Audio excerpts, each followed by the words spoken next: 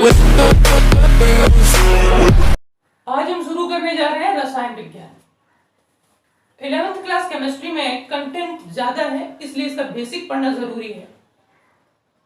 जैसा कि 9th और 10th क्लास में हमने पढ़ा है कि रसायन विज्ञान परमाणुओं और अणुओं का विज्ञान है। आज इस चैप्टर में हम आपको पढ़ाते हैं पदार्थ का वर्गीकरण। अगले वीडियो में मोल संकल्पना को पढ़ेंगे। तो शुरू करते हैं इस चैप्टर की पहली हेडिंग पदार्थ।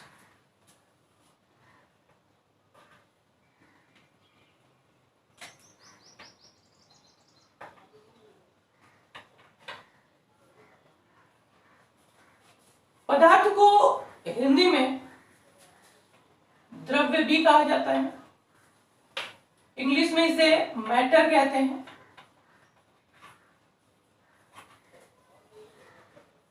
सबसे पहले पदार्थ को हम एक सरल शब्दों में समझते हैं कि पदार्थ होता क्या है।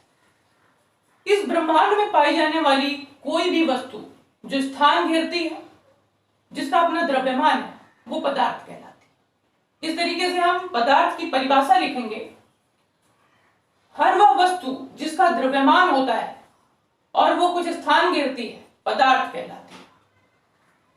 इस परिभाषा को लिख लेते हैं।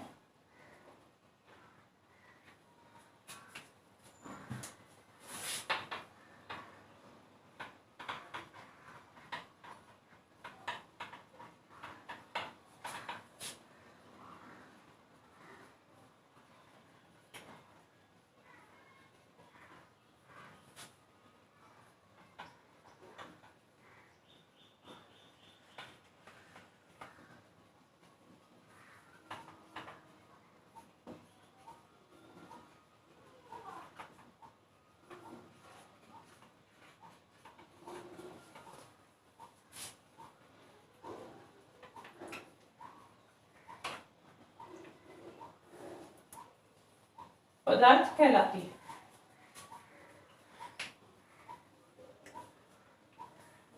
तो पदार्थ को जानने के बाद अब हम ये जानते हैं कि पदार्थ का वर्गीकरण क्या है।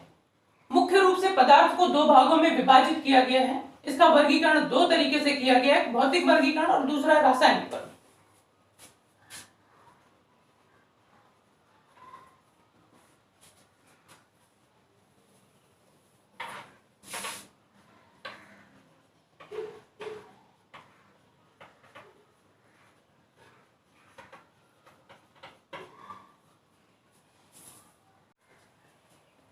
भौतिक वर्गीकरण को फिजिकल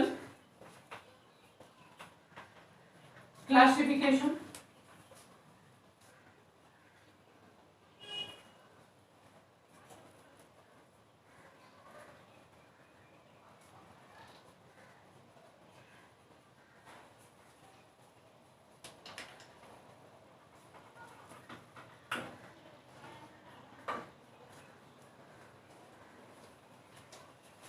किसी भी पदार्थ की तीन अवस्थाएं पाई जाती हैं।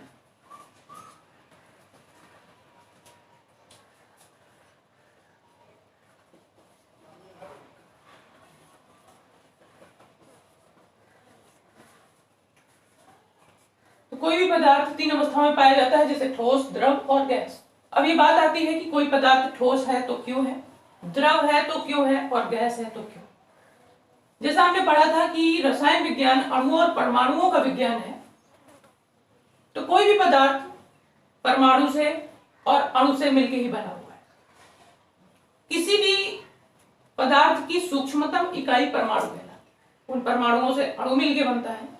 और जब अणु एक आकर्षण बल काम करता है उन अणुओं के बीच में, जिसे अंतरा अणु आकर्षण बल कहा जाता है। उन अणुओं में आकर्षण बल के कारण जब अणु ज्यादा पास पास आ जाते हैं तो वो पदार्थ ठोस अवस्था में हो जाता है, और अपेक्षाकृत दूर दूर रह जाते हैं वो द्रव में हो जाता है, और जिनके अणु ज्यादा दूर दूर होते हैं वो गैस अवस्था कहलाती है। जैसे ठोस में अणु बहुत पास पास होते हैं, एक दूसरे से एकदम जुड़े हुए होते हैं वो ठोस अवस्था में, और अपेक्षाकृत दूरी बना के रखते हैं वो द्रव अवस्था में, और जो बहुत दूर दूर होते हैं वो गैस अवस्था कहलाती है पदार्थ। अब जानते हैं आयतन क्या होता है। ठोस का आयतन, द्रव का आयतन और गैस का आयतन। आयतन अर्थात किसी भी वस्तु को अगर हम रखते हैं तो वो जितना स्थान घेरती है वो उसका आयतन है। लंबाई गुणा चौड़ाई गुणा ऊंचाई। तो ठोस का आयतन निश्चित होगा, द्रव का आयतन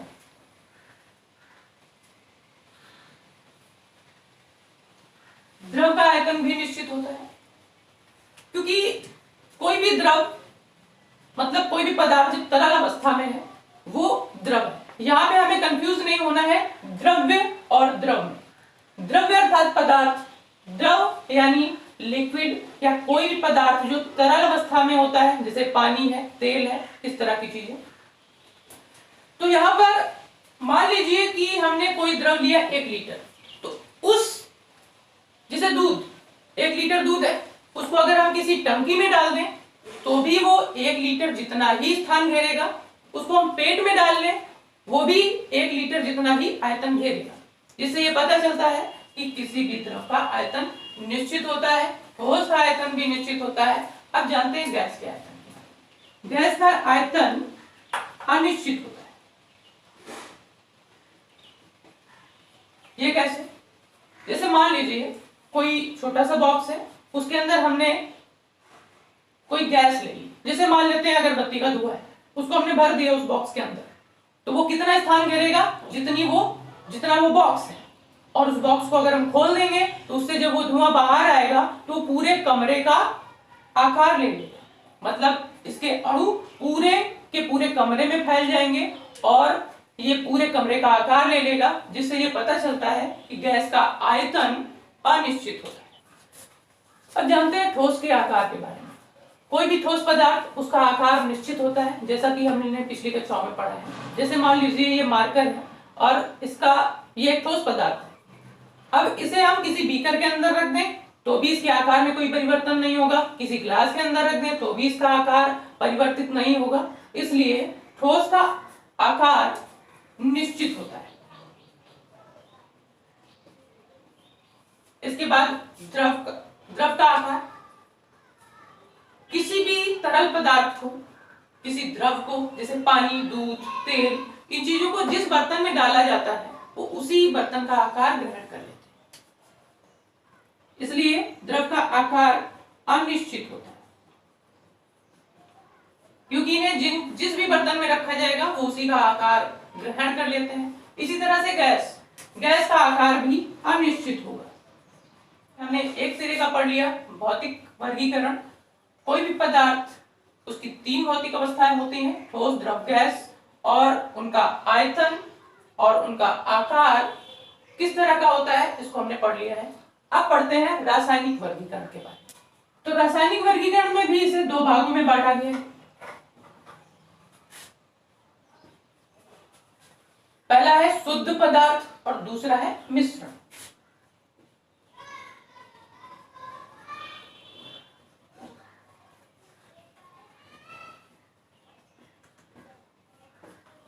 शुद्ध पदार्थ का मतलब है एक ही प्रकार के अभिकर्मक से बने पदार्थ शुद्ध पदार्थ कहलाते हैं। शुद्ध पदार्थ को 2 भागों में बांटा गया है, तत्व और यौगिक।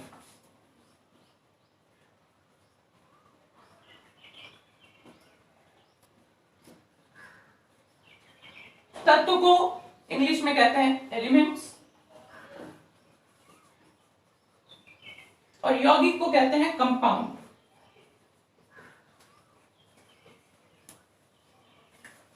अब ये जो तत्व है शुद्ध पदार्थ के वर्गीकरण में आता है।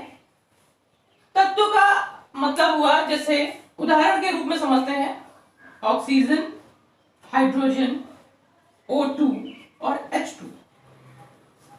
यहां पर O और O2 में कंफ्यूज नहीं होना है, H और H2 में कंफ्यूज नहीं होना है। O में सिर्फ एक अणु की बात की गई है और O2 में 2 अणुओं की बात की गई। वैसा ही हाइड्रोजन के 1 अणु और हाइड्रोजन के 2 अणुओं की बात की गई। अब इसके बाद जो लोग नोट्स बनाना चाहते हैं वो इसका स्क्रीनशॉट ले लें।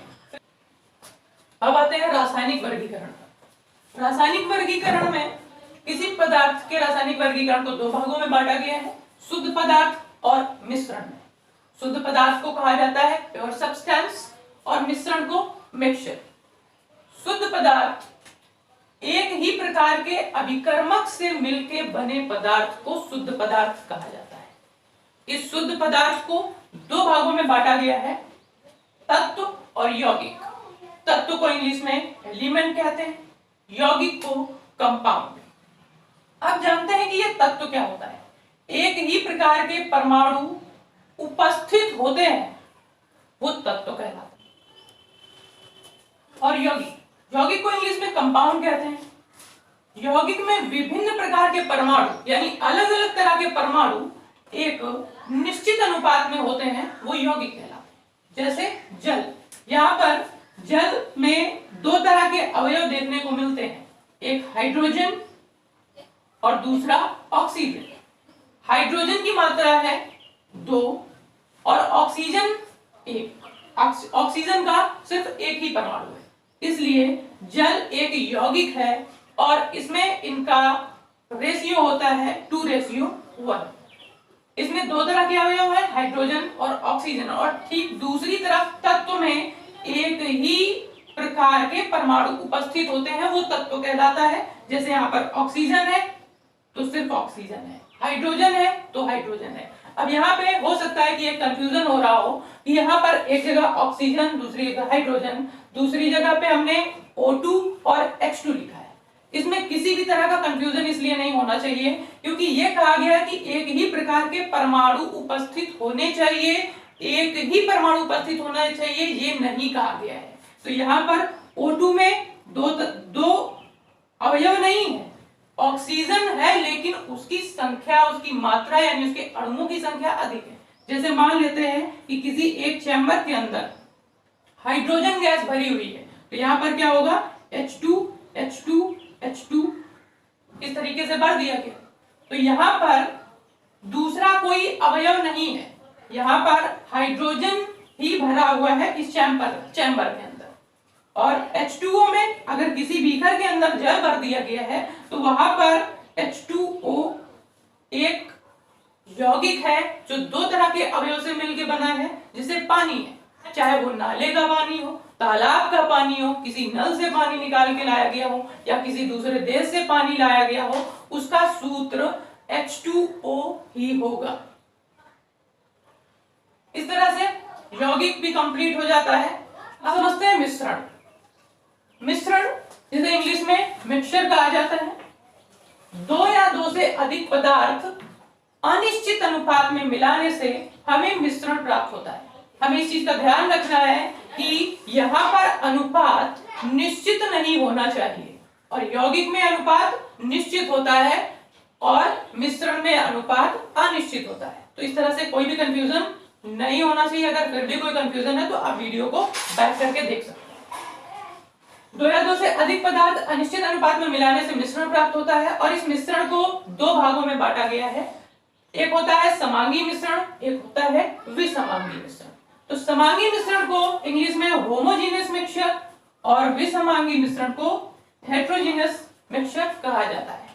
समांगी मिश्रण जैसा इसके शब्द से ही स्पष्ट हो जाता है, समान। समांगी अर्थात समान, विसमांगी यानी डिफरेंट या अलग। सभी अवयव का पूर्ण मिश्रण में संगठन एक समान रूप से उपस्थित होना चाहिए। मतलब कोई भी मिश्रण समांगी मिश्रण कब हो सकता है, जब उस पूरे के पूरे विलयन में, उस पूरे मिश्रण में अवयव समान रूप से घुले हुए हो। जैसे एक एग्जांपल की मदद से समझते हैं। जैसे किसी बीकर में, किसी ग्लास में हमने पानी भर दिया, पानी यानी H2O जो कि एक अवयव है, और दूसरा अवयव इसमें मिला देते हैं शुगर। तो जब पानी और चीनी का मिश्रण, पानी और चीनी को हमने आपस में मिला दिया, तो मिलाने से हमें एक जो विलयन प्राप्त हो जाता है वो मीठा पानी होगा। उसमें दो तरह के अवयव हैं, एक H2O, दूसरा शुगर या शक्कर। इनको मिलाने के बाद अगर हम ऊपर से यानी इसके टॉप से 1 चम्मच लेते हैं और उसको टेस्ट करके देखते हैं तो भी हमें उतना ही मीठा लगेगा। इसके मिडिल से, बीच से हम 1 चम्मच पानी निकालते हैं और उसको टेस्ट करते हैं, उसका टेस्ट भी उतना ही मीठा होगा। और सबसे नीचे वाले तल से यानी बॉटम से अगर हम 1 चम्मच पानी निकाल के टेस्ट करेंगे वो भी उतना ही मीठा होगा, जिससे ये पता चलता है कि अवयव पूर्ण रूप से, पूरी तरीके से समान मात्रा में घुला हुआ है। ऐसा मिश्रण या ऐसा विलयन कहलाता है समांगी। और विसमांगी में अवयव मिश्रण एक समान रूप में उपस्थित नहीं होते। जैसे किसी ग्लास के अंदर पानी भर दिया जाए, ये एक अवयव हो गया H2O, और दूसरा अवयव हम इसमें मिट्टी मिला दें तो ये दूसरा अवयव हो जाता है। तो मिट्टी मिला देंगे तो अगर हम उसके टॉप से वो चीज लेते हैं तो वहां पर मिट्टी और जल की मात्रा अलग अलग होगी। बीच से लेते हैं वहां पर अलग अलग, बॉटम से लेंगे तो वहां पर भी जल और मिट्टी दोनों की मात्रा अलग अलग पाई जाएगी, जिससे पता चलता है कि ये विसमांगी मिश्रण है, अर्थात डिफरेंट है। डिफरेंट तरह के जो अवयव है वो एक अनिश्चित अनुपात में मिले हुए हैं। आज के वीडियो में इतना ही। मिलते हैं अगले वीडियो में मोल संकल्पना के टॉपिक के साथ। उम्मीद है कि ये वीडियो आप लोगों को पसंद आया होगा। अगर पसंद आया है तो वीडियो को लाइक करें और मेरे चैनल को सब्सक्राइब करें।